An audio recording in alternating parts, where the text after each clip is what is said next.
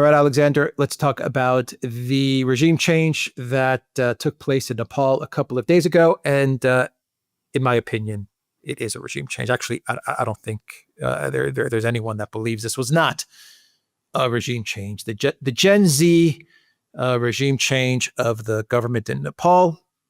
The government has collapsed. The military is ruling for now. That's my understanding of things. And this regime change was extremely violent. Yes. A lot of people were injured. People did die, and a lot of homes and residences of government officials were just burned to the ground. Your thoughts? I have absolutely no doubt at all that this was a regime change operation. In fact, it's clear to me that the government in Nepal was aware that something was being prepared, and that's why they made this hurried decision to try to block the social media platforms, because they probably sensed that something like this was coming. And of course, when they blocked the social media platforms, instead of stopping the regime change, it simply accelerated it, because clearly the seeds had already been planted and the organization to do it had already been set up. Now, there's a few things to say about Nepal. Nepal is a very poor country. I understand that GDP per capita in Nepal is around half of what it is in India. So it's a very poor country. It's a country with a huge, extraordinary, very rich history, an exceptional culture, but it has many, many problems. It's economically deprived. It has very severe youth unemployment.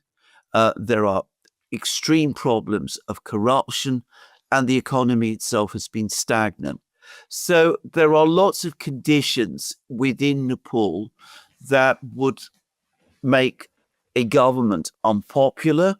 And it wasn't just the government that was unpopular, apparently, but the entire political class in Nepal that was also unpopular. So there was things that would explain why the government was unpopular. But what we saw was so clearly part of a regime change operation that, as so often happens, what it seems to me clearly took place on this occasion was that the people who were behind this regime change, this color revolution, basically took advantage of the brittle conditions in Nepal. They could see that the government was ripe for overthrow, and they moved to overthrow it.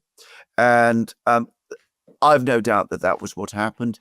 If something happens because social media sites are closed down, if no political party to speak of is involved in these protests, if there's no visible leader to them, all of that is clearly the hallmark of something that is being organized and being prepared from behind the scenes and ultimately from abroad. Yeah, and timing is everything. This was launched about a week after the SCO in China. Correct. Where we saw a detente between India and China. And of course, Nepal has a history with both countries, a connection to both countries, and a business investment from both countries, and a notable investment from China into Nepal.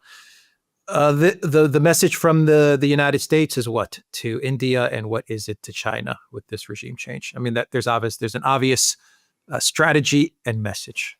Well, from the U.S. What is it? Well, I think the message, which is perhaps more directed at India, is: look, we can do this. We did this in Bangladesh. We can do this in Nepal. Obviously, India is a vastly bigger country and a much more complex one. But we have our friends in India too. If you're Prime Minister Modi, you need to be careful, because what we did in Bangladesh and in Nepal, we might be able to do to you. So, I mean, that is the warning, I think, that is being conveyed here. The second thing is that Nepal is strategically located. It's sandwiched between India and China. There has been a history of China and India being rivals in Nepal for basically influence within the country. So, and this area, the Himalayas, is precisely the area where tensions between India and China are greatest. And I understand that Nepal has territorial claims against India, and it's got some issues with China. So controlling Nepal establishes an American ally in a sensitive place, and it can create tensions between China and India. It's like you insert something there in a particularly sensitive location, and you can aggravate the tensions between China and India, and perhaps try to derail their whole move towards détente with each other. So it makes absolute geostrategic and geopolitical sense to do this as well. Though I agree, the SCO summit was undoubtedly another catalyst, but the completeness with which it happened suggests that this was under preparation for some time. So was China asleep? Was India asleep? Yes. How come they didn't catch on to this? Yes, because countries like China and India and Russia are not really up to speed on this. India, I know, was very shocked by the regime change that took place, the color revolution that took place in Bangladesh. I mean, that really, really stunned them. And so were the Chinese, by the way, but the Indians even more. And they will be shocked by what happened in Nepal. But they don't have their people on the ground in the same way that the Western powers still do. The West, whatever else it is not good at, it is very good at this. I mean, they've constructed basically since the 80s this whole apparatus of NGOs, of donors that fund the NGOs. Obviously, USAID doesn't exist anymore, but there are other routes to do it. So, I mean, they have this network and this structure and this experience of doing this, which neither the Chinese nor the Indians or even the Russians have. The Russians have gradually started to get their act together about this, and they've been more successful in countering it within their own country and in the areas immediately contiguous to themselves, in Kazakhstan, for example. But the Indians and the Chinese are way behind.